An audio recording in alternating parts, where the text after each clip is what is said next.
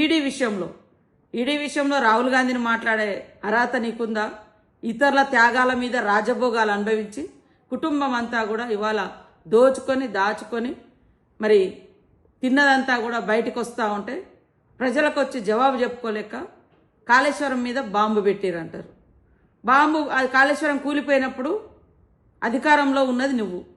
నిజంగా నువ్వు ఆ రిపోర్ట్లో ఆ రోజు తీసుకొచ్చినటువంటి ఎఫ్ఐఆర్లో కానీ రిపోర్ట్లో కానీ ఎందుకు మరి ఇక్కడ మాకు అనుమానం ఉంది అని మెన్షన్ చేయలేకపోయారో ఒకసారి సమాజానికి జవాబు చెప్పాలి.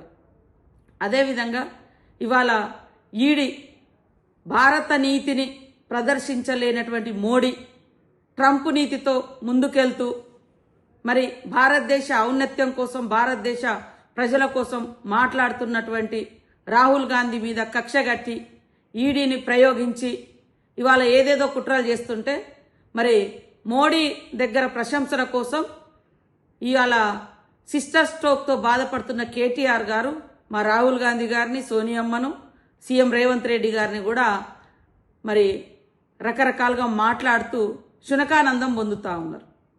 ఆ శునకానందాలు వద్దు నాయన. ఇవాళ హెరాల్డ్ కేసు విషయంలో మీరు ఇవాళ ఏదైతే ఈడీ అభియోగం మోపిందో ఆ రోజు సీఎం గారు 2019లో పీసీసీ అధ్యక్షుడిగా ఉన్నాడు, సీఎంగా లేడు.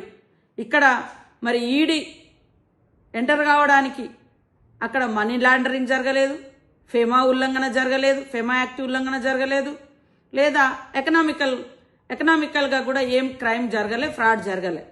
అలాంటప్పుడు ఒక రాజకీయ ఉద్దేశంతో రాహుల్ గాంధీ గారి యొక్క గొంతు నొక్కాలని మోడీ గారు అత్యుత్సాహంతో ఆ కేసు పెట్టారు. ఆ తర్వాత ఇప్పుడు బయటికి ఎందుకు తీసుకొచ్చారు? యుద్ధ నీతిలో భారత నీతి కాకుండా నువ్వు ట్రంప్ నీతి అవలంబిస్తున్న మోడీ గారిని భారతదేశం అంతా చీదరించుకుంటుంటే